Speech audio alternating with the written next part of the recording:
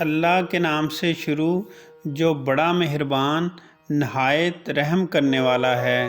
کبھی کبھار حق پر ہونے کے باوجود خاموش رہنا پڑتا ہے، اس لیے نہیں کہ ہم ڈرتے ہیں بلکہ اس لیے کہ ہمیں رشتے بحث سے زیادہ پیارے ہوتے ہیں۔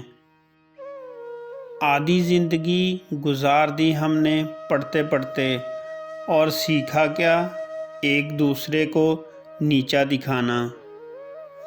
حسین یادوں کو کبھی فراموش نہ کرو، کیونکہ یہ تمہاری آئندہ زندگی کے لیے آب حیات سے کم نہ ہوں گی۔ انسان اگر کچھ سیکھنا چاہے تو اس کی ہر غلطی اسے کچھ نہ کچھ سکھا سکتی ہے۔ موت سے بڑھ کر کوئی سچی اور امید سے جھوٹی کوئی شے نہیں۔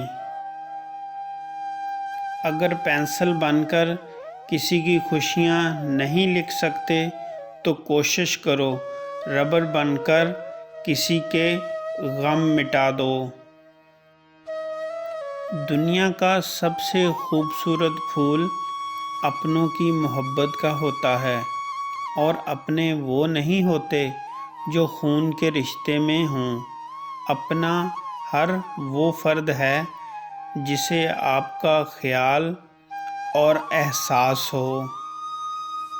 صبر زندگی کے مقصد کے دروازے کھولتا ہے، کیونکہ سوائے اس کے اس کی کوئی بھی چابی نہیں۔ جس شخص کا ضمیر رہنمائی کے لیے موجود ہو، اسے دوسروں کی رہبری کی ضرورت نہیں ہوتی۔ زیادہ خوشحالی اور زیادہ بدحالی دونوں برائی کی طرف لے جاتے ہیں۔ جب موت ہی اپنے وقت میں سے ایک لمحہ بھی نہیں دیتی تو بھلا ہم اپنی زندگی سے موت کو کوئی لمحہ کیوں دیں؟ انسان کے لفظوں میں ایسا زہر ہے جس سے انسان مر بھی جاتا ہے اور زندہ بھی رہتا ہے۔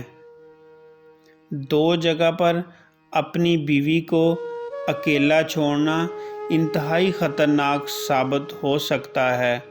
دو جگہ ایسی ہیں جہاں تمہاری بیوی کو سب سے زیادہ تمہاری ضرورت ہوتی ہے۔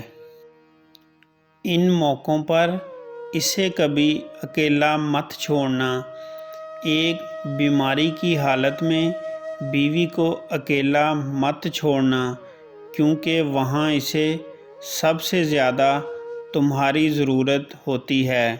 دو گھر والوں کے سامنے اس کی عزت بنانے میں کبھی پیچھے مت ہٹنا، کیونکہ جب ساتھ دینے والا ساتھی ہو تو عورت خود کو دنیا کی سب سے طاقتور عورت سمجھتی ہے۔